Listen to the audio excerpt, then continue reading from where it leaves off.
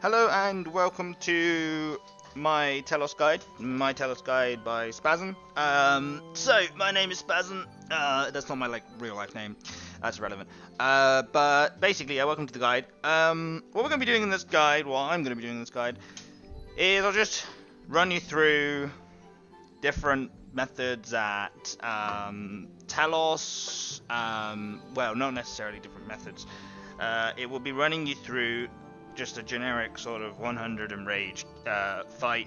The boss fight stays the same up to, much higher enrages, which we won't even be touching, because there's no. By the time you've got to those enrages, if you're streaking, if you haven't got a drop, that's highly unlucky. But it's not even worth the time to show that. So what I'm gonna do is I'm gonna start from square one. By square one, I literally mean not even fighting the boss. Square one is just what do you do before the boss? Well, firstly, before the boss, I like to there's a few things I do. First of all, go to your bank. If you have Acto armor from raids, great. If you have the inferior version, that's fine. It doesn't matter. I don't have the active version. Grab a T90 shield from your bank. And then grab, if you've got a comp cape, grab it, whatever. Grab one rocktail and get 5 logs. They can be magic eld or whatever. Now, you're going to bonfire. Now, a lot of people will not know how to bonfire. If you're maxed, brilliant. If you're not, doesn't matter. Make a bonfire, 6 logs if you're not maxed, 5 logs if you are.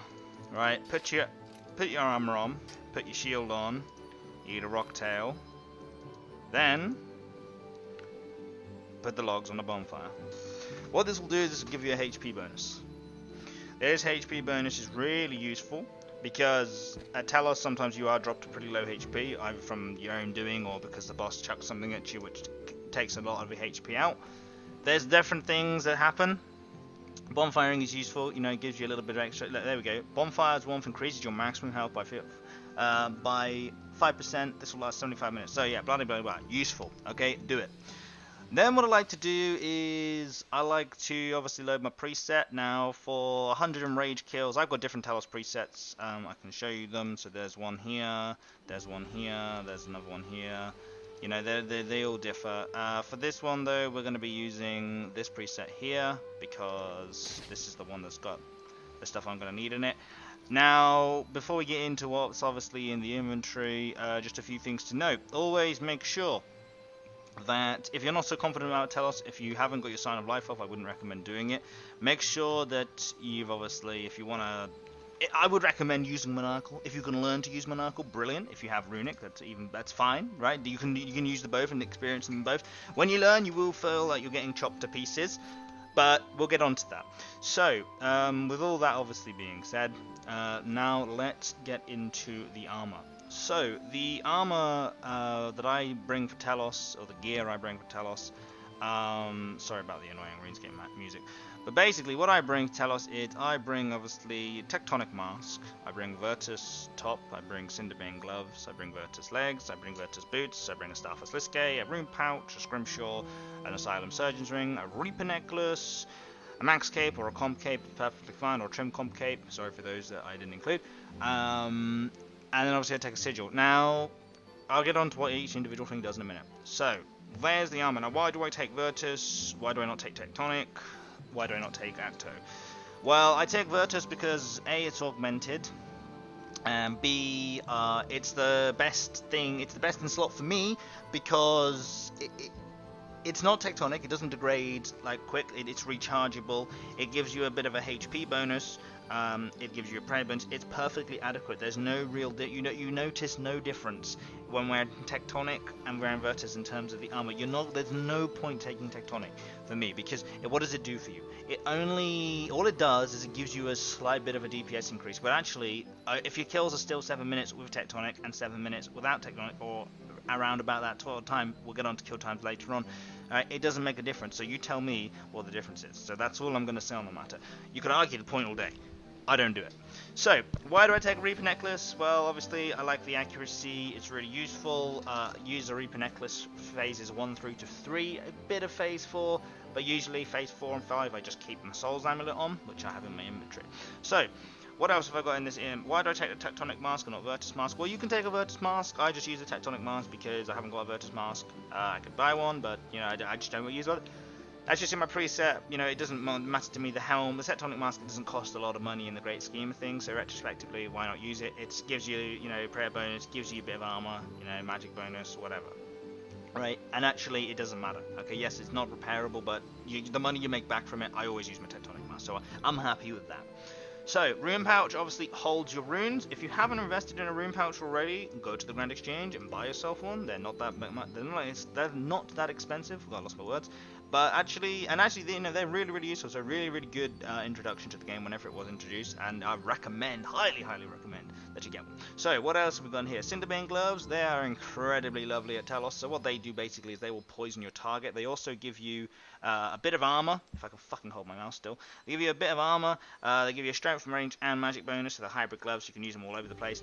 They are rechargeable. They do great. They're not actually too expensive in the great scheme of things, but they are. They will take a chunk out of your cash stack if you notice that sort of thing. What they do is they have an effect. They will poison your target. Now, if you were to use a bleed on Telos, right, or you know, and you know, obviously to run them, and the poison effect of the gloves happened, basically, what will happen is your combusts won't turn into poison. You'll still do the combust damage, but it'll add poison as well. So imagine doing like 4 or 5 ticks with the combust, right, or like 1k or 2k or whatever it is. Then the poison hitting like 400, 500, you know, on top of that. So that's a lot of damage. That's really nice, and that can keep happening. So there's that. Virtus boots, why don't I use T90 boots? Well, T90 boots cost a lot of money. I use them for new content, such as, you know, whatever's coming out soon.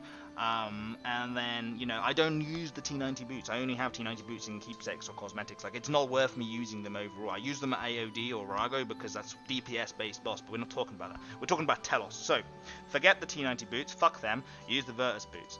Now, we're going to Starfus Lisgate. I don't give a shit that its Barrows died. Cry about it.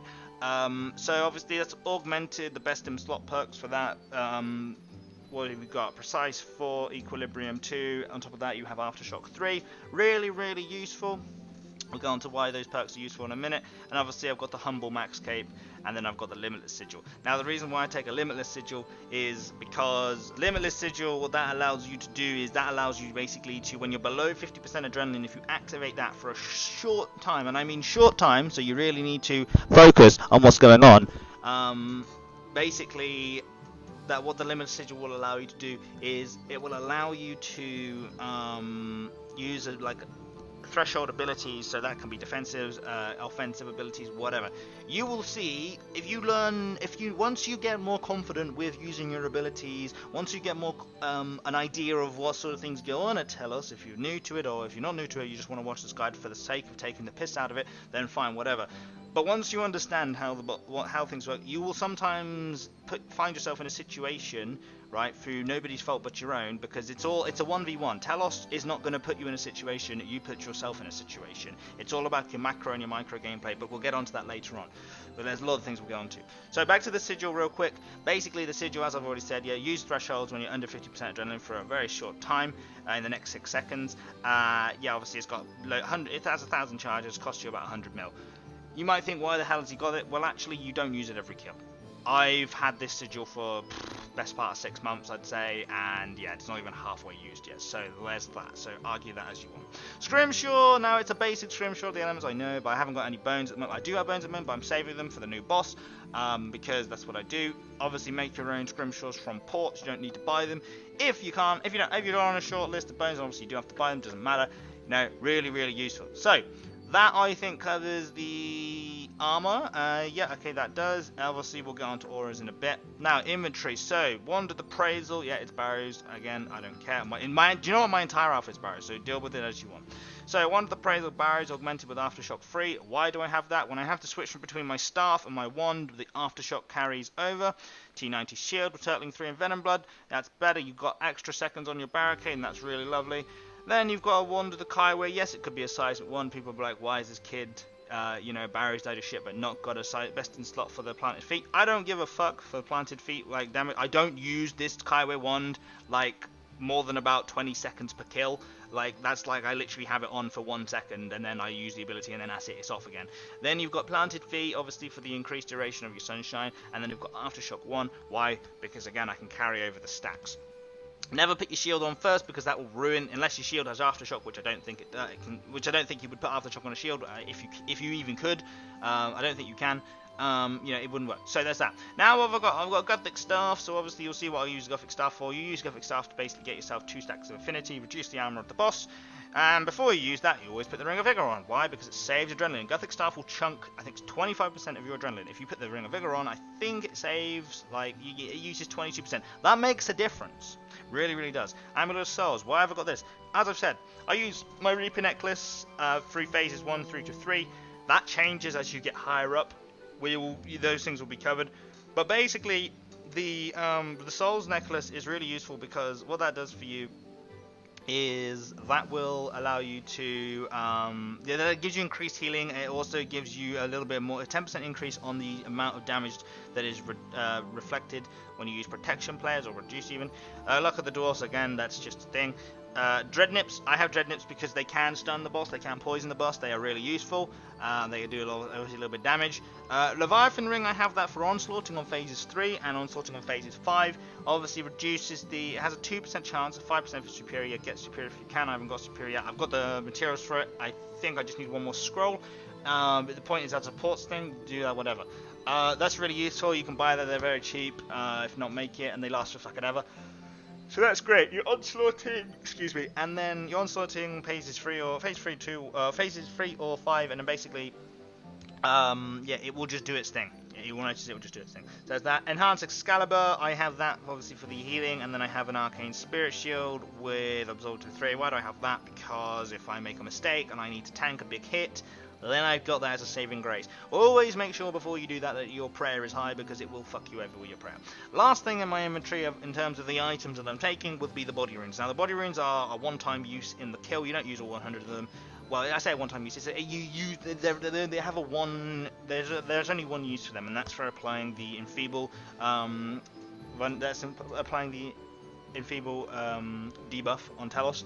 You only need to do that on. You can do that on P4 before he so much powers you if you really want to. I would recommend it. Or if you're taking a lot of damage, you know, the higher you get, there's more uses it has. Obviously, you'd use it more and more. But basically, enfeeble, I only use that on P4 on 5. For obviously reducing the damage that he does. Obviously, I've got vulnerability runes in my rune pouch. So now let's go on to what we've got. We've got Supreme Overload Salve. Just bring Overload. Those are the best overloads you can get, so get them. There's no questions asked. You've got a Replenishment Potion, which I only use at certain times. Obviously, Adrenaline, you got Restores, and you got 4 Brews. Now, the amount of brews I take, you know, you might ask, actually, that's quite low. Is it though? I don't really know, to be honest with you. To be honest, it really does vary. You know, if you struggle, I only bring 4 brews. I'm not going to get into why I bring 4 brews or why I bring 8 rock tails or this, that, and the other. That's just what I've used, okay? Just get an amount of brews that works for you. If you need to take 10 brews, you need to take 10 brews. Once you get better, you'll find out actually it's more. You need more one-click food than you do brews. Brews, you don't need a Telos. The boss gives you like healing anyway. It heals you. Like there's certain things that the boss will do that you can heal off. So you know it's not like you need to worry about it. So there's that. Forget about that. Now, let's get on to actually killing the boss. So don't know how long this has been recording for, but it doesn't matter. So now let's make sure before we go, obviously, we're going to heal up. We got a little bit of time left on our familiar, so Smoking Hill. And yeah, there's that. Now what we're going to do is, obviously, Boss Portal is attuned to Telos. There's other things I'll cover, but in a different video.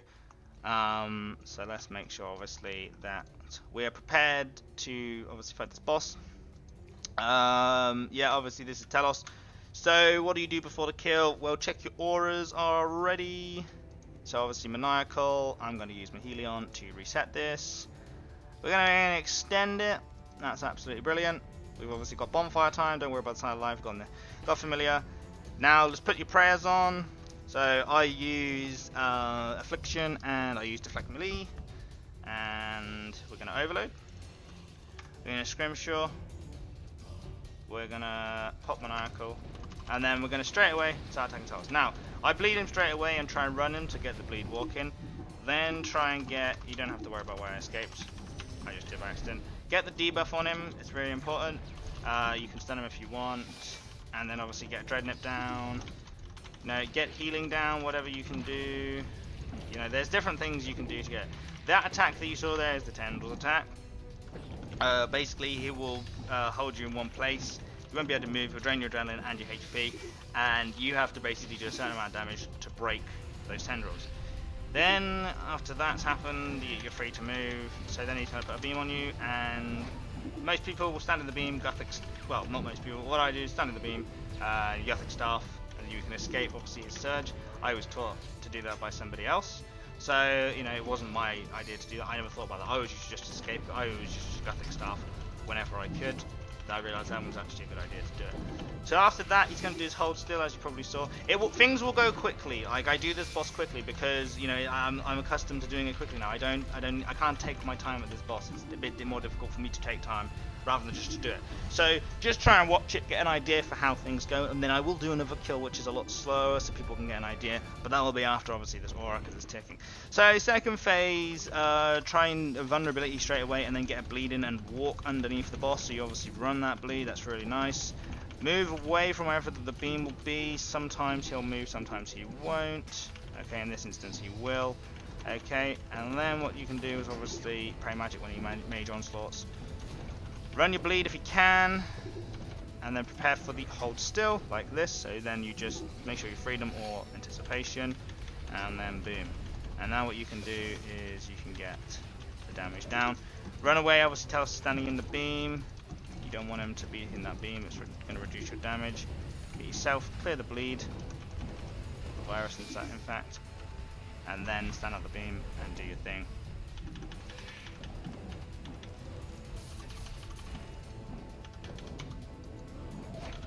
So, you know, whenever he goes to charge, you can always Gothic Staff, like that. This isn't a particularly fast kill, no. Why? I don't really care if it is or not. You know, I'm just showing how to do this boss. Okay, there we go. Now we move on to the next phase. Kill times, you don't have to be like amazing with your kill times. Your kill time is your kill time. It doesn't make it. Just fucking turn the thing off if it really worries you that much. Okay, phase 3, debuff, bleed, G staff. I switch back into Misliske, get a wild magic out. Leviathan ring on, Dreadnip, Camelot thing, a Dren potion, and then onslaught. And then basically what this will do, once you get into doing all that, I know it's a lot to take into account, but once you get used to doing all of that stuff constantly, you'll have no issues with this boss at all. No issues at all. You know, you can get free heals off the minions, stuff like that. Yeah, he's gonna hold still, boom, you just heal it. Whatever you do, don't know how the fuck I managed to take my boots off, but I did. Alright. Walk away from the boss. Wild magic, boom, there we go, done. Okay, do that all the time and it's easy as fuck. If you don't do that, whatever. So now phase 4. What we do is we just keep going. Stun in phase 4, we've got a bleed on him already, obviously. Try, you know, get him down to whatever. Anticipate now.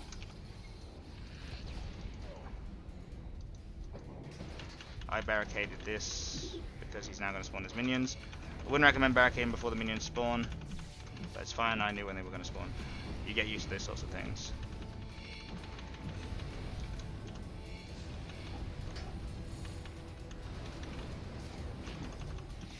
So what do I do after he's done an attack, or he's released the anima bomb onto me? Just stun him, get him down, just DPS him down, just whatever. We know that he's going to do a hold still because his last attack was a return to the source. So his last attack was an anima bomb, which means his next attack is going to be a hold still.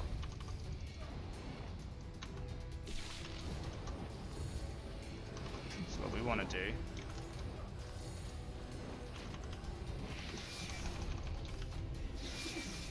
backups, for example.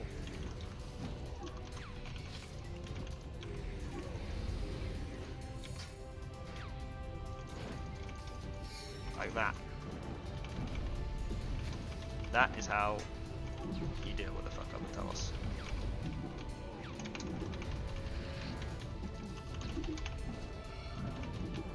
And then just get back into the normal swing of things.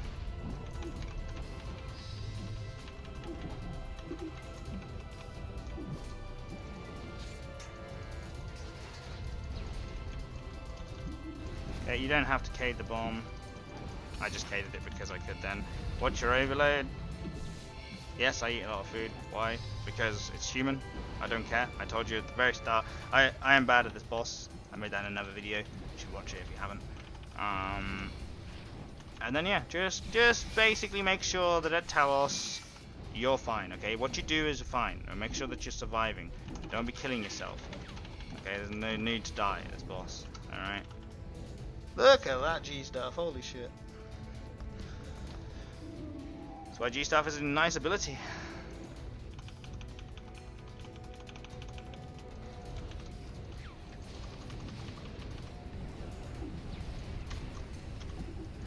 So phase 5, what do? Well, your sunshine, put your amulet of souls on, stand in the green beam, watch your sunshine, get the minions ready, and then you can debilitate the boss then. Won't hurt as much. Run back to your green beam, get G-Stars down. I overloaded again by accident. That was an accident. I shouldn't have done that. Now I recommend enfeebling. It's low in rage, so you can stay in the red beam. But normally I'd go to the green and just onslaught. I'm just going to stay in this red because I've still got a bit of time on my sunshine. So right, it's all good.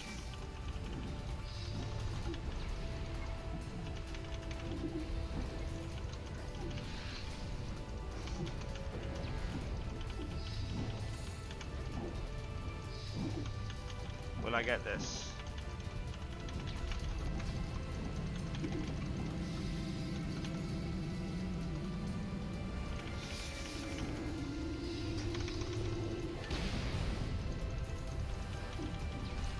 Just.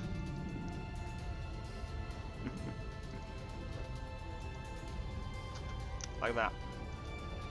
Simple as that. That was it, guys. That's it. That's all it is. Best guide ever made. Hope you enjoyed. There'll be more videos to come.